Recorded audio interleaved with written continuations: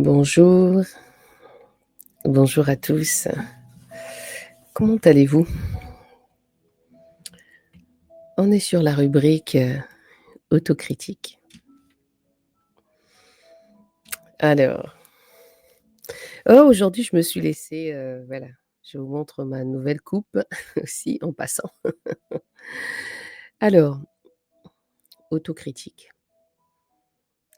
Moi, c'est Armelle, mais la plupart du temps, on m'appelle Tata Armelle. Je suis chrétienne, d'abord, hein. Autocritique, c'est une rubrique que je mets en place, c'est une rubrique que je mets en place, par rapport au constat que je fais. Mais pour vous qui me suivez ici sur, YouTube, vous savez très bien que je suis chrétienne d'abord, je suis disciple de Jésus et je suis en live le lundi, le jeudi et le vendredi maintenant. Donc je ne suis plus en live, toute la semaine comme je le faisais au départ et donc mon sujet ici, c'est de lire la Bible, enseigner la parole pour que pour les personnes qui veulent et ceux qui veulent rencontrer le Seigneur. Autocritique, à la base, je vous fais quand même un petit check avant de commencer mon sujet et ma réflexion et là où on va s'autocritiquer. Heu, Autocritique ici, c'est s'autocritiquer soi-même. Donc c'est-à-dire, c'est se regarder soi-même. J'avais constaté que les chrétiens avaient du mal à s'autocritiquer, à se revoir, à se poser des bonnes questions et en amont, c'était le travail que je faisais et puis je me suis rendu compte que bon, il y avait beaucoup de chrétiens qui avaient des problèmes, qui avaient enfin qui étaient même malades, hein, qui avaient des qui sont pas très bien en fait, qui ont vraiment une santé mentale très fragile et c'est comme ça que je me suis dit: «Tiens, tant qu'à faire», pour vous qui regardez souvent régulièrement, la chaîne, je le faisais aussi en live, autocritique, donc je posais des questions, donc tout le monde pouvait passer là pour essayer de et maintenant, je le fais maintenant en enregistré. Comme ça permettra aussi à chacun de vous de laisser vos messages.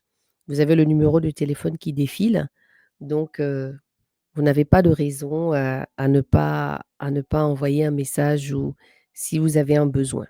Parce que hormis aussi ma fonction de servante de Dieu, je m'occupe aussi, je fais aussi des thérapies, voilà, parce que je suis psychanalyse.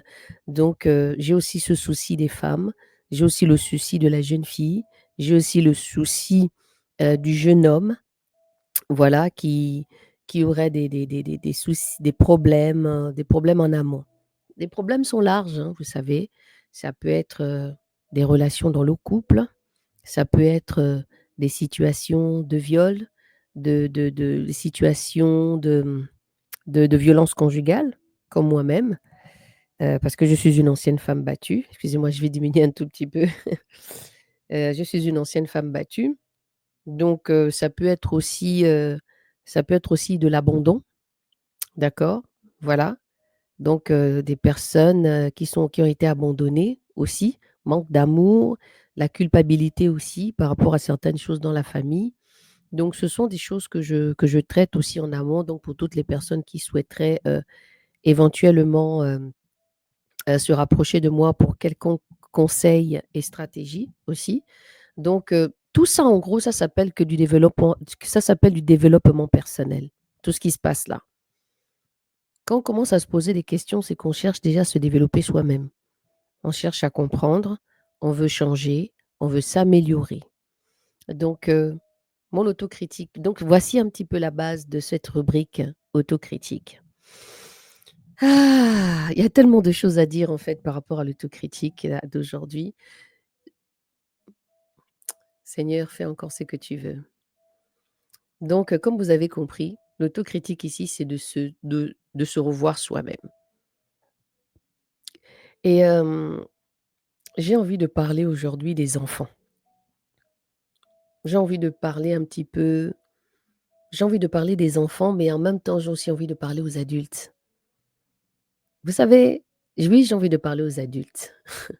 J'ai envie de parler aux parents. J'ai envie de parler aux tatas. J'ai envie de parler aux mamans.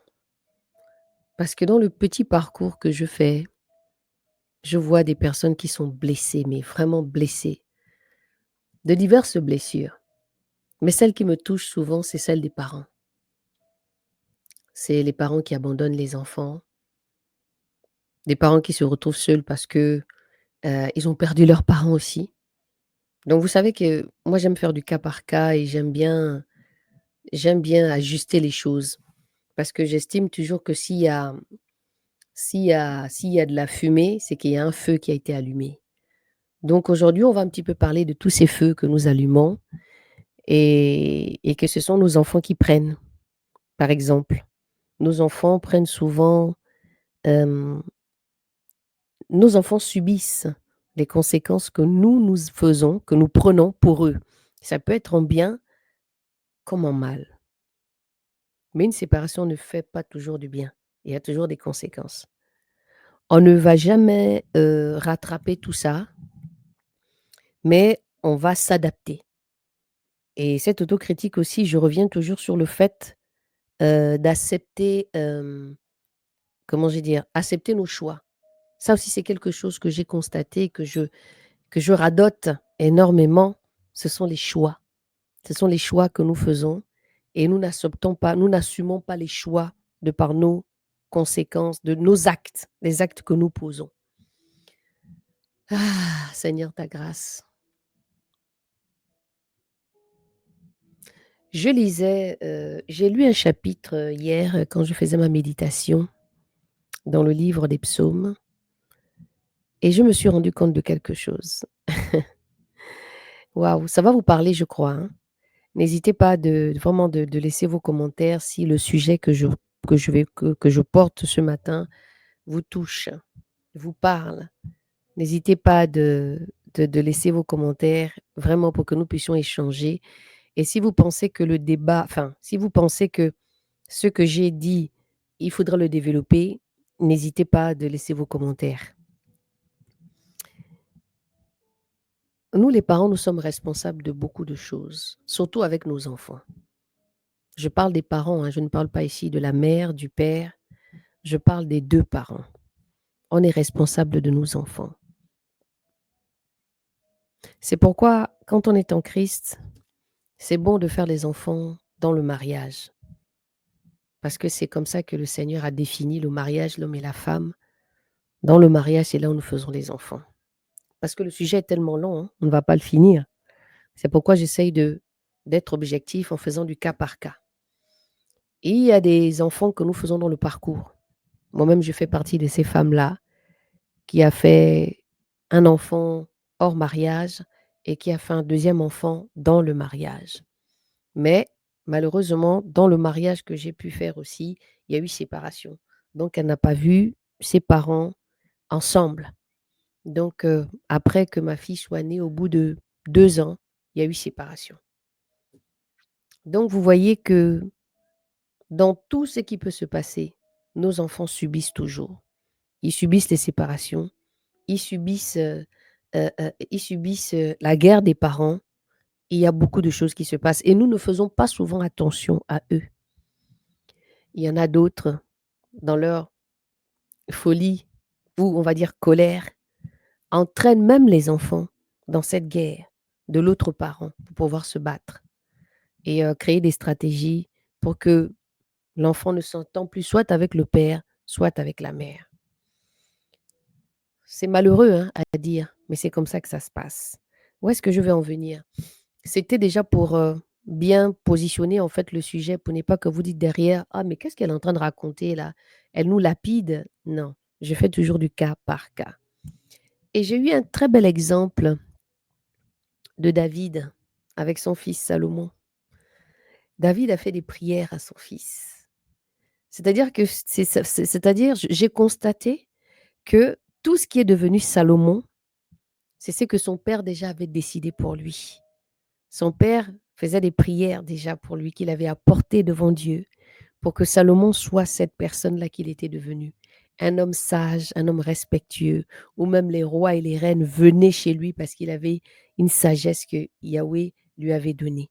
Mais cette sagesse-là était d'abord préparée par son père par rapport aux responsabilités, parce que David savait que c'était lui qui devait avoir le trône. C'est lui qui devait succéder, en fait, à David. Absalom a voulu faire la guerre quand il y a eu toute l'histoire de David. Donc, c'est l'un des fils de David qui est mort et qui a couru à travers son père et qui s'est levé dans le royaume de son papa pour essayer de prendre la place de son père. Mais ce n'était pas lui qui était destiné à le faire. J'espère que vous commencez à comprendre là où je veux vous emmener. C'est-à-dire que nous sommes responsables. Nous sommes responsables de nos enfants. Nous sommes responsables des choix. Nous sommes responsables de ce que nous faisons quand on a des enfants, surtout. Donc, j'ai envie de parler un petit peu aux parents. Je ne viens pas ici comme une donneuse de leçons. Je viens ici comme une maman qui a fait des erreurs aussi dans sa vie, une maman qui a demandé pardon parce que il y a toujours des conséquences des actes que nous faisons. Des- tout ce que nous posons comme acte, comme décision que nous prenons, impacte toujours les gens autour de nous. Mais là, je vais parler à nos enfants. Je vais parler de nos enfants. Vous savez, dans la vie, on ne donne que ce qu'on a. Et je me rends compte que même les gens que je rencontre, je vois toujours mon histoire un petit peu similaire. Et de temps en temps, je le dis comme ça, mais je me rends compte que c'est vraiment un gros problème. Moi, j'ai décidé de venir en France et j'ai laissé mon fils. Je vais pas trop rentrer dans les détails, hein, c'est juste pour vous dire. J'ai laissé mon fils. Des fois, on se dit: «Oui, voilà, les choses vont se passer rapidement», ainsi de suite. Et le temps a passé. Le temps a passé, dans tout ce que j'ai pu faire, je n'ai pas réussi à le faire entrer. Vous voyez? Ça, c'était avec le temps. Et finalement, cet enfant a grandi. Cet enfant a grandi avec sa grand-mère. Cet enfant, en vrai, je ne le connais pas. Je ne le connais pas en vrai. Je connais mon fils, mais je ne connais pas le garçon qui est devenu. Je ne sais pas ce qu'il a subi derrière. Je ne sais pas quel est le manque qu'il a eu dans son cœur, comment il m'a cherché, comment il a dormi, comment il a vécu le fait qu'il n'a pas pu être avec sa mère. Il y en a peut-être d'entre vous ici, peut-être de la communauté, qui vont me dire: «Oui, mais toi, tu es un peu trop blanche, tu es un peu trop ceci, tu es un peu trop cela». C'était mon choix de voyager, mon choix de laisser mon fils avec ma mère et de venir en Europe. Ce n'était même pas pour l'Eldorado, hein. J'étais jeune, j'avais 25 ans. C'est mon premier.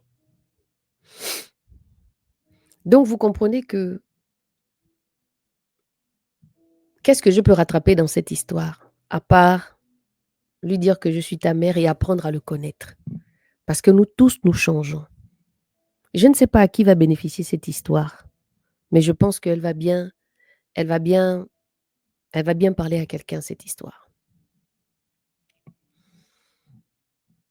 Même s'il y a, même s'il y a WhatsApp, même si aujourd'hui la technologie a avancé et qu'on peut se parler en vidéo, mais tu ne vis pas avec cet enfant dans la maison.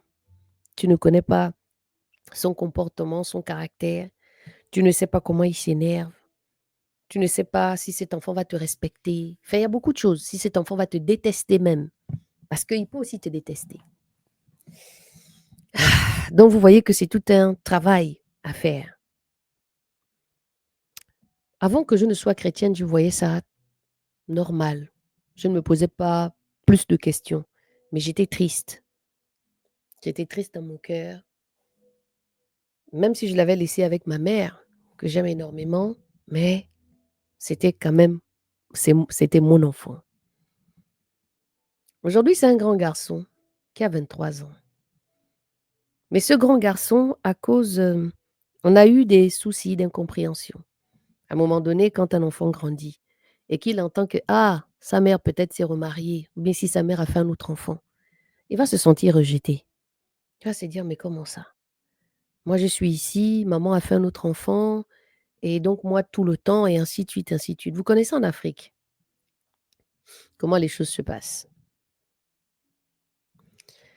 et donc il y a eu ce conflit-là où: «Maman, toi, tu m'as oublié. Maman, je n'ai pas de mère». Vous voyez? Voici souvent les choses. Imaginez-vous quand on est vivante, quand on est vivant, ce qu'on peut entendre. Maintenant, imaginez-vous un enfant, sa mère l'a abandonné, qui a été élevé dans une autre famille, qui a été élevé par des personnes qui, des fois, vont même pas leur donner l'amour, hein, et ils vont commencer à lui mettre des suspicions dans son cœur et ne pas lui donner l'amour correctement. Mais il n'était pas chez des étrangers, il était avec son grand-père et sa grand-mère.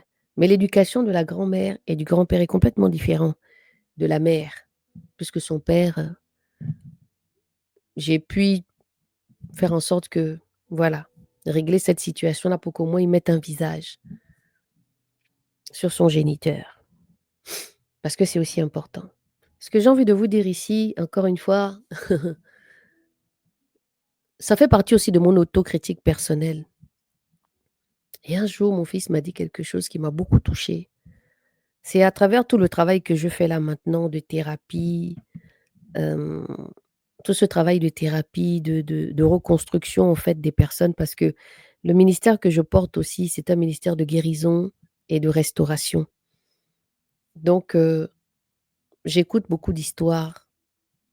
Des fois, je trouve que les adultes, dont non seulement les parents, surtout les parents en Afrique, vous avez une drôle de façon de faire les choses qui font que vous blessez beaucoup vos enfants, mais vous ne prenez pas le temps de pouvoir vous autocritiquer vous-même. Moi, je suis née en Afrique, hein. Je ne suis pas née en Europe, d'accord? Classe moyenne, je ne suis pas de famille riche ou quoi que ce soit, je n'ai pas de nom, mais Dieu m'a fait la grâce de pouvoir comprendre toutes ces choses-là et j'ai décidé moi-même de changer certaines choses. Voilà. À un moment donné, j'ai vécu un petit peu comme ça avec les Européens. J'ai pris ce qui était bon pour moi, parce qu'il ne faut pas non plus se mentir, hein, quand vous êtes dans des endroits, on prend toujours ce qui est bon. Et j'ai trouvé que parler, dire à nos enfants qu'on les aime, c'était extraordinaire. Il n'y avait pas quelque chose de beau pour moi que de dire à quelqu'un qu'on l'aime, surtout les enfants. Après, j'ai appris encore à dire ces mots-là avec le temps. Et donc, ça devient un peu mon mode de vie aujourd'hui. Parce que j'ai pris conscience de ce que je peux apporter aux gens en leur disant, en leur prenant dans les bras, en ayant de l'attention, en écoutant quelqu'un, ça crée quelque chose dans son cœur. Parce que je reviens toujours à dire que nous sommes un lien. Si toi tu es bien dans ta peau, si toi tu es bien, tu te sens bien en tant que femme, en tant qu'homme, tu peux, dans ce bien-être que tu as là, tu peux aussi donner ça à quelqu'un. Ça ne va rien te coûter de passer du temps avec quelqu'un, écouter quelqu'un qui est dans la difficulté, être présente pour quelqu'un à l'instant T. Vous comprenez? Et mon fils, malgré que j'étais là, malgré que j'ai toujours parlé avec lui, mais il a toujours le manque de sa mère. Et jusqu'à encore aujourd'hui, même s'il me dit: «Maman, je t'aime», même s'il me dit que tu es mon premier amour, mais il y a toujours il y a toujours cette chose-là. Il y a toujours il y a toujours ce comment dire? Il y a toujours cette fissure. Mais c'est quand je me suis convertie, comme j'ai dit tout à l'heure, risque de me répéter. C'est depuis tout le parcours que je fais d'écoute, des blessures, moi-même ayant vécu des violences conjugales, je me suis posé la question de savoir, mais vous savez, moi, je me pose énormément des questions, d'où la psychanalyse, la psychanalyse, hein. Je me pose beaucoup de questions et je me dis, mais qu'est-ce qui arrive des fois aux gens? Je me suis posé la question moi-même hein, aussi. Ok, je suis venue en France et alors? C'était quoi le but? Découvrir le pays. Quand on est jeune, vous allez me dire à 25 ans, on réfléchit déjà, on a des projets, on a envie. C'est vrai. Mais bon, c'est mon histoire en tout cas. C'est pas le tien, c'est pas l'histoire d'une autre personne, c'est mon histoire à moi. Et aujourd'hui, j'ai souvent caché mon fils. Il y a des choses que je ne lui ai pas dites, de ce que j'ai pu vivre entre-temps. Mais il était au courant un petit peu de tout ce que je pouvais le faire, donc par rapport à son parcours pour qu'il puisse venir. Mais tout a été bloqué. Ça a mis du temps. J'ai essayé, essayé et puis voilà. Ah! On fait des erreurs, beaucoup d'erreurs. On ne va pas rattraper le temps perdu, mais on a le droit de demander pardon ou bien avoir des conversations avec ces enfants-là et leur dire: «Voilà ce que j'ai fait, je suis désolée». Moi, ça m'est arrivé. C'est que quand mon fils m'a annoncé qu'il a enceinté une jeune fille et que j'allais être grand-mère et là, il s'est passé quelque chose dans mon cœur. Même si la situation étant déjà changée et ainsi de suite, où il y a toujours des discussions, même si des fois on n'est pas en accord. Moi, vous savez, peu importe ce qui se passe dans ma vie, je vais toujours aimer mes enfants. Si je le dis, c'est parce qu'il y a quelqu'un qui est venu me dire la dernière fois, il a eu vraiment une histoire très difficile et et qui fait qu'aujourd'hui ses enfants lui ont emmené au tribunal. C'était pas des enfants de 2 ans, ils étaient grands déjà. Donc c'est-à-dire qu'ils ont été ils ont été amenés à mentir sur leur père, sous l'influence de maman. Et donc aujourd'hui, lui, il m'a posé la question de savoir, si aujourd'hui ta fille ou ton fils, malgré tout ce qui s'est passé, viennent te dire, ils reviennent dans ta vie, tu fais comment? J'ai dit: «Mais moi, je n'ai pas de problème». Je lui ai dit: «Ben, moi, ce sont mes enfants. Je vais toujours pardonner à mes enfants parce que j'ai compris l'intérêt du pardon, parce que j'ai compris que peu importe les situations, si je ne demande pas pardon à mes enfants, ils vont rester blessés, alors qu'il y a déjà une blessure par rapport à l'autre parent qui a amené à faire quelque chose qui n'est pas bien. Donc je ne peux pas continuer à remettre toujours le couteau dans la plaie et me dire: «Bah non, bah de toute façon, ils ont fait ça, allez hop». Non, je ne le ferai pas. Ça me fera autant mal dans mon cœur, hein, de me dire: «Ah, c'est toujours moi qui est toujours en avant, c'est toujours moi qui dois pardonner, c'est toujours moi qui dois faire X, Y, Z». Mais je le ferai, même si c'est difficile. Je l'ai déjà fait et je le ferai encore s'il faut. Je prends toujours le recul parce que je me dis: «Waouh». Parce qu'on a un petit cœur et le petit cœur là, des fois, il faut le protéger, même si ce sont nos enfants. Donc quand la petite est née, quand ma nièce est née, j'ai parlé avec mon fils. Je lui ai dit: «Tu sais mon fils, j'ai fait des choix dans ma vie, c'est de venir en Europe et toi tu es resté. Tu as grandi, je n'étais pas là». Parce que je sais qu'il a ses blessures. Je sais qu'on aura l'occasion. Je ne pourrais pas je ne mettrai pas des pansements sur ses blessures à lui, parce que je n'étais pas là. Mais je pense que le fait le fait, que je l'écoute, le fait que je le prenne dans les bras, le fait qu'il me dise des choses, ça va le libérer. Parce que comme j'aime souvent dire maintenant: «Aimons-nous vivants. Dites-nous les choses vivants». Je lui dis: «Tu sais chéri, aujourd'hui tu vas être papa. Tu l'as cherché toi-même parce que je t'ai conseillé, je t'ai dit: "Écoute, c'est pas le temps. Tu es encore jeune, mais aujourd'hui tu vas être papa. Je souhaiterais que tu aimes ta fille comme on ne t'a jamais aimé toi-même". J'ai dit: «Moi, j'ai eu mes manquements avec toi. C'est ce que j'ai dit à mon fils, hein, j'ai dit: «J'ai eu mes manquements avec toi. Je n'étais pas là, je n'étais pas présente par rapport aux choix que j'ai faits et tu as subi ces choix-là. Donc s'il te plaît, aime ta fille comme moi je ne t'ai pas aimée et je te demande pardon parce que je sais que tu as des blessures à l'intérieur». J'aimerais ici seulement encore, vous dire, vous en tant que parents, il n'est pas trop tard de demander pardon à vos enfants. Ça ne va pas changer l'histoire, mais ça va apaiser leur cœur. Ça va leur donner un exemple de vie. Eux aussi, ils pourront faire ça à leurs enfants ou à ou à quelqu'un d'autre, ou à sa femme, ou à ses petits-enfants, ou même à quelqu'un, dans le monde où nous vivons aujourd'hui. Je l'ai dit, tu sais chérie, je te demande pardon si j'étais blessée. Je te demande pardon si j'ai été absente pendant tout ce temps. On ne va pas rattraper le temps perdu, mais la seule chose que je voudrais que nous fassions, toi et moi, c'est qu'on s'aime. On apprend à s'aimer, on apprend à se supporter. J'ai dit, tu sais, maman, elle a changé.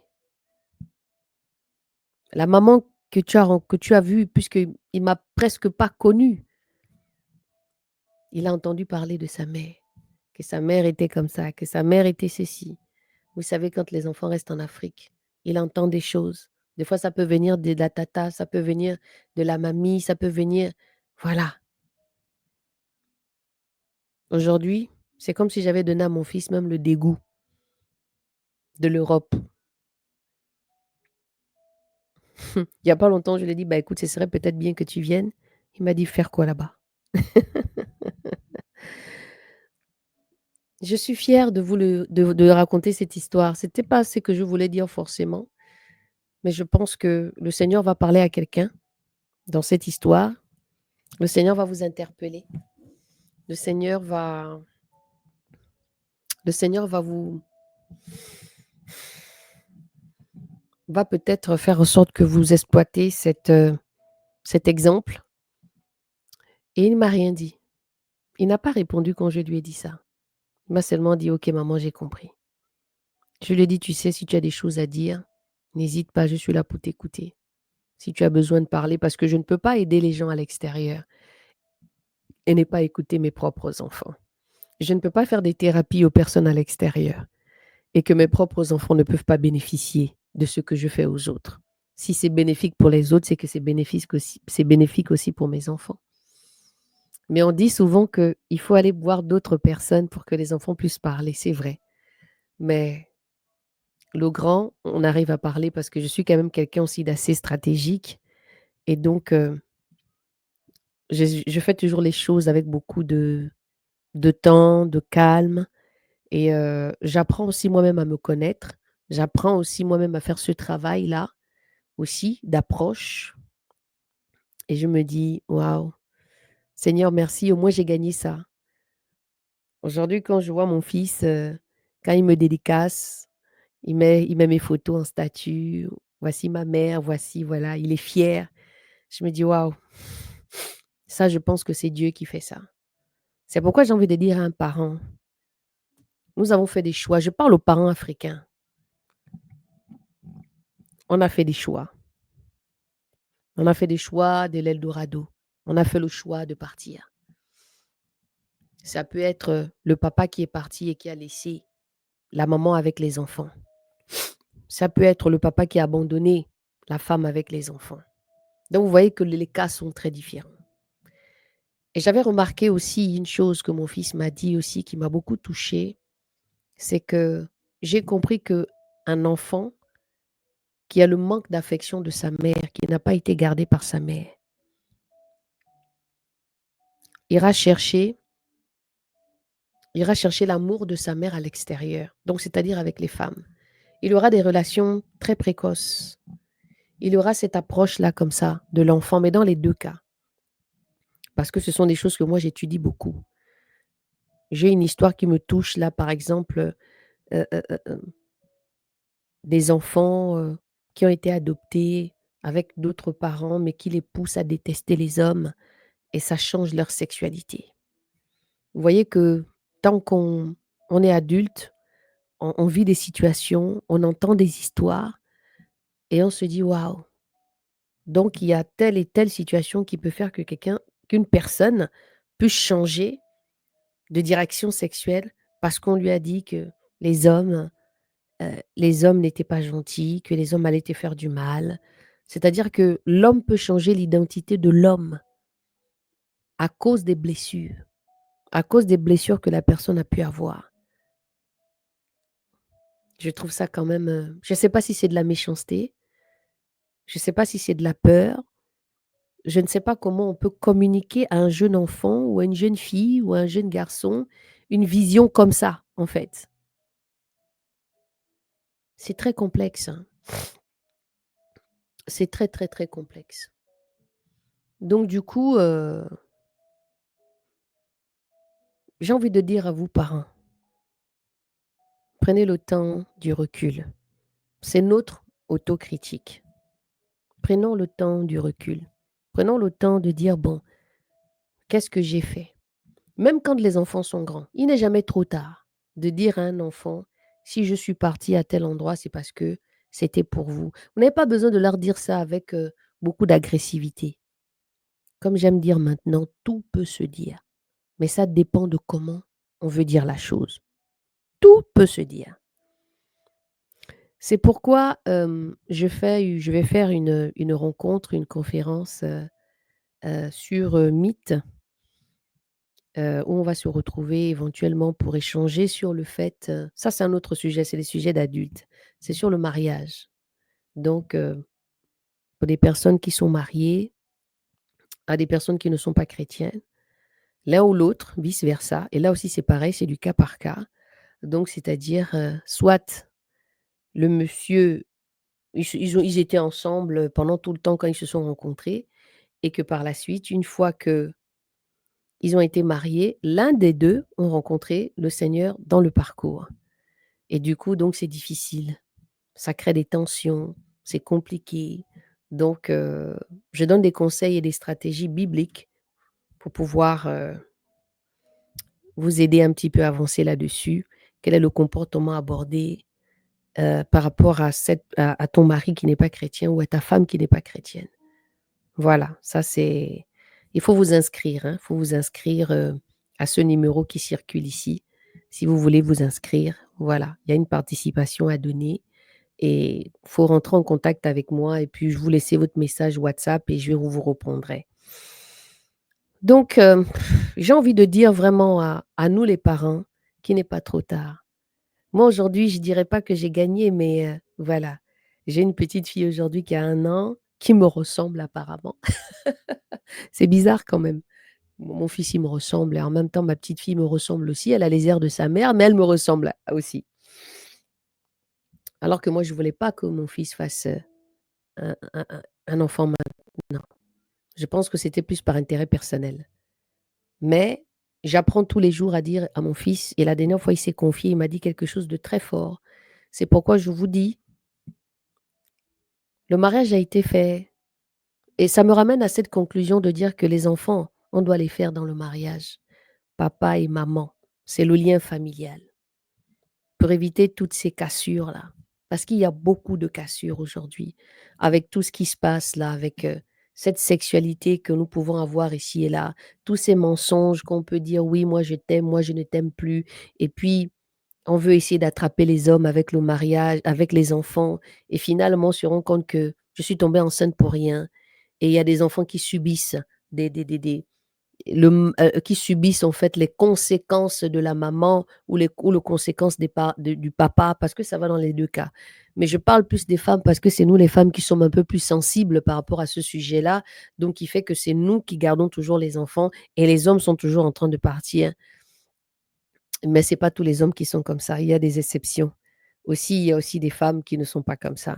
Mais quand je regarde un petit peu aujourd'hui, les gens sont débordés, les femmes sont débordées, les hommes sont débordés, tout a changé et on a des petits-enfants qui sont là.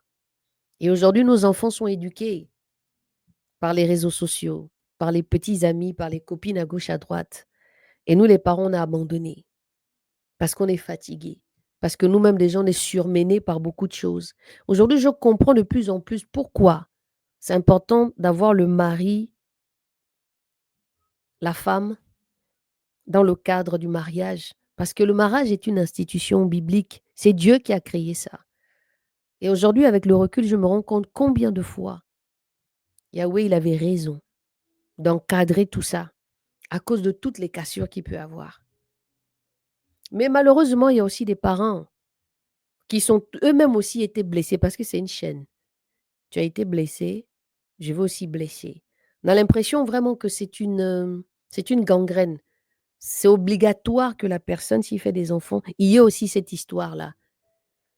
Ah, je bénis le Seigneur parce qu'aujourd'hui, il est venu me chercher ce que je suis devenue chrétienne. Parce que ce n'est vraiment pas facile. Et aujourd'hui, je pense que je ne fais qu'aller en avant avec mon bébé. Et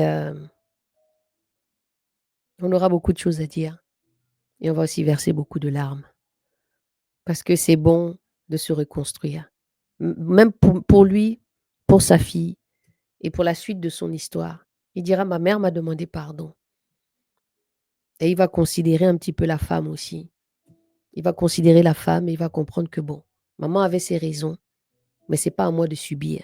Et c'est pourquoi nous, les parents, nous avons cette pierre à l'édifice-là. Je ne vais pas changer le monde, mais je ferai ce que Dieu mettra dans mon cœur pour pouvoir avancer un peu et vous donner un petit peu aussi. Donc, voilà, que le Seigneur vous bénisse et on se retrouve demain pour certains à la lecture, demain matin à 6h30. Et prenez le temps de bien réécouter cette vidéo, à l'envoyer peut-être à vos proches. C'est pas une histoire de noir ou de blanc. C'est une histoire ici de te dire qu'à un moment donné, tu es vivante, même si les enfants ont grandi, tu vois, ils ont l'apparence des gens qui sont épanouis, mais vous n'êtes pas dans leur cœur. Et des fois, une simple parole, une simple reconnaissance de dire: «OK, j'ai fauté. J'aurais pas dû faire telle et telle et telle chose. Je suis désolé. J'ai fait ça peut-être pour votre bien». Parce que la plupart du temps, les choses que nous, les parents, nous faisons, on le fait pour le bien, hein. On le fait pour le bien, pour la progéniture, parce qu'il y a des parents qui sont venus en Europe et puis ils ont gagné leur vie et puis les enfants, tout le monde est arrivé et tout va bien. Mais il y a toujours une cassure. La séparation crée toujours des cassures. Et vous n'allez pas acheter ça avec de l'argent. C'est en faisant asseoir les enfants, en leur disant: «Voici ce qui s'est passé. Voici pourquoi j'ai fait telle et telle et telle chose». Maintenant, il faudrait que vous, parents aussi, vous ayez la force de pouvoir accepter, à écouter tout ce que vos enfants vont vous dire. Parce que dans les 2 cas, vous vous guérissez. Dans les 2 cas, vous vous guérissez. Dans les 2 cas, vous essayez de remettre un puzzle. Il sera jamais parfait, mais au moins vous allez gagner quelque chose. Que le Seigneur vous bénisse abondamment et je vous dis à demain. Ah là là, ne pleurez pas, hein. Prenez cette histoire comme une force que vous allez aussi changer et que vous allez, amener ça à bien. Voilà, soyez bénis. Heu, Seigneur est fidèle.